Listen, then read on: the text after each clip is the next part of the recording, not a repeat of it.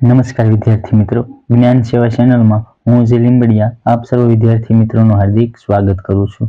તો ધોરણ 8માં અસાઇનમેન્ટ સોલ્યુશનમાં આપણે પ્રશ્ન નંબર 3 નો બી પહોંચ્યા છીએ। એમાં પ્રકરણ નંબર 9 અને પ્રકરણ નંબર 10 નો આપણે સોલ્યુશન જોઈ ગયા છીએ। આ વિડીયોમાં આપણે પ્રકરણ નંબર 12 અને 13 ના પ્રશ્ન જોવાના છે। ચાલો, પ્રકરણ નંબર 12 એમાં પહેલો પ્રશ્ન ભાગાકાર કરો। 9b કૌંસમાં a વર્ગ માઇનસ a માઇનસ 132 ભાગ્યા 3b કૌંસમાં a પ્લસ 11। ચાલો, સૌપ્રથમ પ્રશ્ન નંબર 9 શું આપ્યો છે? તો કે 9b કૌંસમાં a વર્ગ માઇનસ a માઇનસ 132 ભાગ્યા 3b કૌંસમાં a પ્લસ 11। ચાલો, સૌપ્રથમ આપણે a વર્ગ માઇનસ a માઇનસ 132 ના આપણે અવયવ પાડી દઈએ। તો a વર્ગ માઇનસ a માઇનસ 132। ચાલો, 132 ના આપણે ભાગ કરવો હોય તો એક અવયવ a પ્લસ 11 આપેલો છે। તો જો 132 ના ભાગ કરવો હોય ને તો 12 ગુણ્યા 11 કરો ને એટલે 132 થઈ જાય। ન ખબર પડે તો આપણે આ રીતના ગુણાકાર કરી નાખવાનો। 132 થઈ ગયા। ચાલો, મોટા પદને માઇનસ અને નાના પદને એનાથી વિરુદ્ધ નિશાની।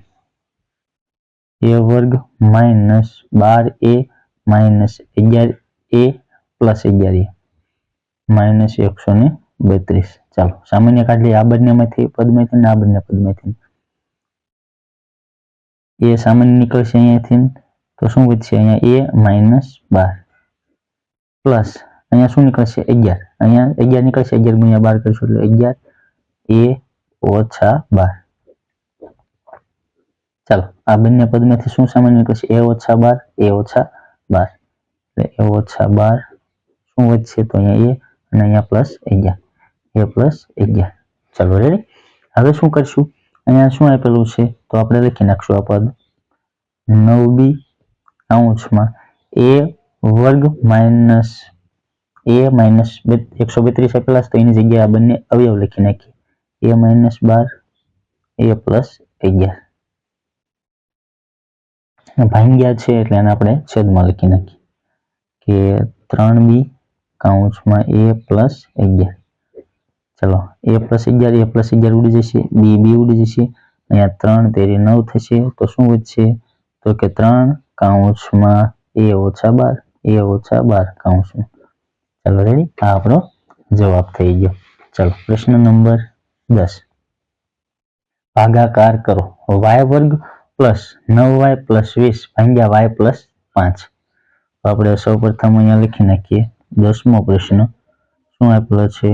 y વર્ગ પ્લસ 9y પ્લસ 20 ભાગ્યા y પ્લસ 5। ચાલો, રેડી? તો અહીંયાનો સૌપ્રથમ આપણે અવયવ મેળવી લઈએ તો 20 ના આપણે એવા ભાગ પડશું તો y વર્ગ પ્લસ 9y પ્લસ 20 ના ભાગ પાડી દઈએ તો કઈ રીતના? 4 પંચા 20, 4 ને 5 9 થઈ જશે, બંનેને પ્લસ નિશાની તો કે y વર્ગ plus 5y plus 4y plus 20 એમને। ચાલો, આ બંને પદમાંથી આ બંને પદમાંથી સામાન્ય કાઢી લઈએ તો શું મળશે? આમાંથી y સામાન્ય નીકળશે તો અહીંયા શું વધશે? y પ્લસ 5 અહીંયા શું નીકળશે? 4 પંચા 20 એટલે 4 4 નીકળી જશે તો કે પ્લસ 4 કૌંસમાં y પ્લસ 5। ચાલો, આખા પદમાંથી y પ્લસ 5 નીકળી જશે સામાન્ય y પ્લસ 5 અહીંયા શું વધશે? y અહીંયા પ્લસ 4। ચાલો, હવે આ જે પદ આપેલું છે y ની જગ્યાએ આ બંને અવયવ લખી નાખવાના, એને ભાગ્યા 5 એટલે y પ્લસ 5 y પ્લસ 4 ભાગ્યા y plus 5 y plus 5 y plus 5 ઉડી જશે, શું વધશે? y પ્લસ 4 y પ્લસ 4 આપણો જવાબ આવી જશે। ચાલો, એ જ રીતના હવે પ્રશ્ન નંબર 11 જોઈએ ભાગાકાર કરો। 7x ની 2 ઘાત માઇનસ 20x પ્લસ 13 ભાગ્યા x માઇનસ 1। ચાલો, સૌપ્રથમ અહીંયા લખી નાખશું 11મો પ્રશ્ન 7x ની 2 ઘાત માઇનસ 20x પ્લસ 13 ભાગ્યા x માઇનસ 1. ચલો રેડી. આપણે સૌપ્રથમ આના અવયવ મેળવી લઈશું.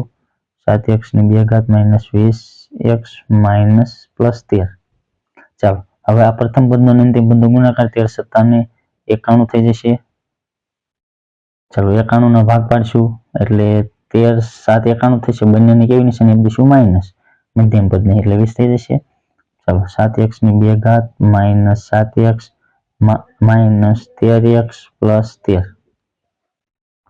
અહીંયા શું નીકળશે? 7 7 અને x x. તો 7x નીકળશે, વચ્ચે શું અહીંયા x, અહીંયા માઇનસ 1, અહીંયા શું નીકળશે? માઇનસ 1. એટલે અહીંયા શું વધશે? અહીંયા x પ્લસ માઇનસ માઇનસ એટલે માઇનસ 1, કારણ કે 13 અહીંયા 13 સામાન્ય નીકળી જશે એટલે 13 અહીંયા હરખા વ્યવસ્થિત લખી નાખીએ 13 કૌંસમાં x માઇનસ 1. ચાલો આખા પદમાંથી x માઇનસ 1 સામાન્ય કાઢી લઈએ. x માઇનસ 1 અહીંયા શું વધશે? 7x minus 13. ચલો રેડી. હવે આ બંને અવયવ મળી ગયા તો એને ભાગ્યા x માઇનસ 1 છે તો આપણે લખી નાખીએ કે x માઇનસ 1 7x માઇનસ 13 આખાના છેદમાં x માઇનસ 1. x માઇનસ 1 ઉડી જશે તો વચ્ચે શું? 7x minus 13. તો આપણે લખી નાખવાનું 7x માઇનસ 13 આપણો જવાબ આવી જશે. આ શું આવી જશે? 7x minus 13. ચાલો પ્રશ્ન નંબર 12 જોઈએ કે આપેલ પદાવલીના અવયવ મેળવો. a વર્ગ minus ac plus ab minus bc. ચાલો સૌપ્રથમ આપણે પદાવલીના અવયવ મેળવી લઈએ. તો 12મો પ્રશ્ન શું આપેલો છે? a વર્ગ minus ac plus ab minus bc. ચાલો આ બંનેમાંથી સામાન્ય કાઢી લઈએ. તો આમાંથી શું સામાન્ય નીકળશે? તો કે a. અહીંયા શું વધશે? a ઓછા cm ને પ્લસ આમાંથી શું સામાન્ય નીકળશે? b plus b. અહીંયા શું વધશે? a માઇનસ નિશાની m નામ અને અહીંયા c. ચાલો આખા પદમાંથી a ઓછા c સામાન્ય કાઢી લઈએ. તો અહીંયા શું વધશે? a અને પ્લસ શું વધશે? b. a પ્લસ b એટલે આપણો જવાબ શું આવી જશે? a ઓછા c કૌંસમાં a પ્લસ b આપણો જવાબ થઈ ગયો. ચાલો હવે પ્રકરણ નંબર 13 જોઈએ. શું આપ્યું છે પ્રકરણ 13માં? પ્રશ્ન નંબર 13 એ નીચે આપેલ રેખીય આલેખ બે ઉત્પાદક કંપની જોય અને ટોયનું જુદા જુદા મહિનામાં થયેલ વેચાણ દર્શાવે છે. તે પરથી નીચેના પ્રશ્નોના જવાબ આપો. અહીંયા જોય છે અને આ ટોય છે. તૂટક રેખાવાળું જોય છે, ઘાટી રેખાવાળું જોય છે. પ્રમાણ માપ શું આપેલું છે? 1 સેમી બરાબર 1000 રમકડા આપેલા છે. એટલે આ રીતનો કંઈક આલેખ છે. એમાં જે આ છે એ કોણ છે? તો કે જોય છે અને આ તૂટક રેખાવાળું ટોય છે. હવે અહીંયા રમકડા આપ્યા છે જે 1000 માં આપ્યા છે એટલે કે પ્રમાણ માપ શું આપ્યું છે? 1 સેમી બરાબર 1000 રમકડા એટલે 1000 2000 3000 4000 5000 6000 7000 ને 8000. એ જ રીતના અહીંયા મહિના આપ્યા છે જાન્યુઆરી, ફેબ્રુઆરી, માર્ચ, એપ્રિલ, મે, જૂન ને જુલાઈ. ચાલો હવે શું કીધું છે કે માર્ચ મહિનામાં જોય કંપનીએ કેટલા રમકડા વેચ્યા છે? તો કે કયા મહિના? માર્ચ. એટલે આપણે માર્ચ મહિનો જુઓ, આ માર્ચ મહિનો જોઈ ઘાટો એટલે અહીંયા જોઈ કેટલા સામાન્ય સાઈડ જુઓ એટલે 6 એટલે 6000 રમકડા વેચ્યા છે એવું આપણે કહી શકીએ. તો પ્રશ્ન નંબર 1 શું કહેવાનું કે માર્ચ મહિનામાં જોય કંપનીએ કેટલા? 6000 રમકડા વેચ્યા. ચલો રેડી. હવે પ્રશ્ન નંબર 2 જોઈએ કે જોય તથા ટોય કંપનીનું સૌથી વધુ વેચાણ કયા મહિનામાં અને કેટલું થયું? ચલો તો જોય તથા ટોયનું જોઈએ આપણે. શું આપેલું છે કે જોય કંપનીનું સૌથી વધુ વેચાણ. તો સૌથી વધુ ઊંચો ગ્રાફ ક્યાં છે? તો કે અહીંયા. જોયનું કેટલું છે? તો કે 8000. કેટલું છે? 8000. પછી ટોયનું કેટલું છે? ટોયનું સૌથી વધુ વેચાણ તો કે 7000. કેટલું છે? 7000 એપ્રિલ મહિનામાં. પછી જોયનું કયા મહિનામાં છે?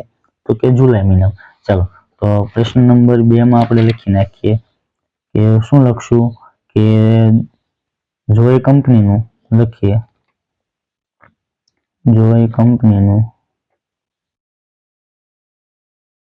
સૌથી વધુ વેચાણ કયા મહિનામાં? જુલાઈ મહિનામાં છે, તો સૌથી વધુ વેચાણ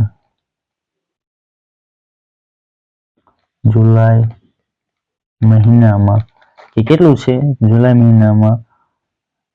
મહિનામાં કે કેટલું છે? 8,000 રમકડા હતું. અને ટોયનું કેટલું છે એ લખી નાખીએ કે ટોય કંપનીનું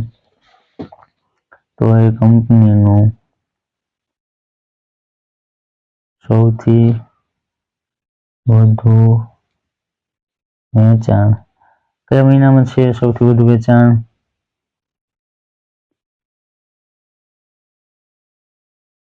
ટોય કંપનીનું કયા મહિનામાં છે? એપ્રિલ મહિનામાં. કયા? એપ્રિલમાં 7,000 નું છે. પેલું 7,000. જુલાઈ મહિનામાં 8,000 વધુ વેચાણ એપ્રિલ મહિનામાં કેટલું છે? 7,000 કે જે 7,000 રમકડા હતો. ચાલો હવે ત્રીજો પ્રશ્ન જોઈ લઈએ. ત્રીજો પ્રશ્ન શું હતો? જૂન મહિનામાં કોનું વેચાણ સૌથી વધુ થયું? તો ત્રીજા પ્રશ્ન જૂન મહિનામાં કોનું વધારે છે? તો કે ટોયનું. કેટલું છે? 5,000. અને આનું કેટલું છે? 4,000. તો આમાં ત્રીજામાં જવાબ શું આવશે? જોય. શું આવશે?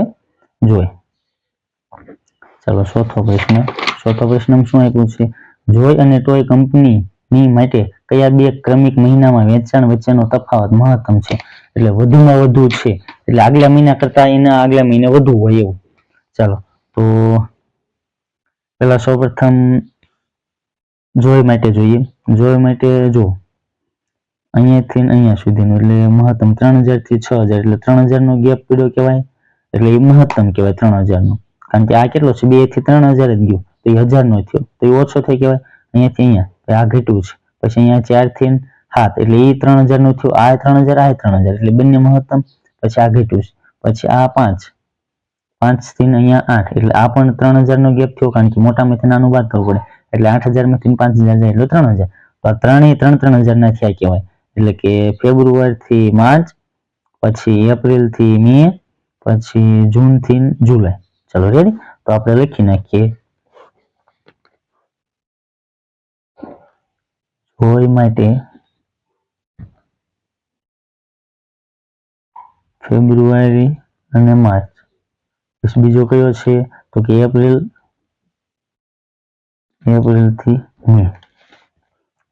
થી મે અને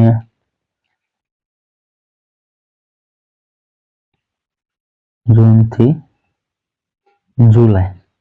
તથા હવે ટોય માટે જુઓ. ટોય માટે કયું છે? તો કે આપણે જોઈએ ટોય માટે આ શરૂઆત અહીં ફેબ્રુઆરી થી માર્ચ એટલે અહીંયા સુધી 2,000 થી 4,000, પછી 4 થી 7 એટલે 3,000 નું, તો આ 2,000 નો છે, તો આ 3,000 નો એટલે માર્ચ થી એપ્રિલ 3,000 નો થયો. પછી આ ઘટ્યું અહીંયાથી અહીંયા સુધી એટલે 4,000 થી 6,000, તો આ 2,000 નો થયો, તો આ એક 3,000 નો થયો માર્ચ થી એપ્રિલ વાળો. તો આપણે લખી નાખું તથા ટોય માટે માર્ચ થી એપ્રિલ. ચલો રેડી. તો અહીંયા આપણો આ વિડીયો પૂરો થાય છે. જો વિડીયો ગમે તો વિડીયોને લાઈક કરી દેવાનો છે. ચેનલ પર નવા હોય તો ચેનલને સબસ્ક્રાઇબ કરી દેવાની છે અને તમારા મિત્રોને આ વિડીયો શેર કરી દેવાનો છે.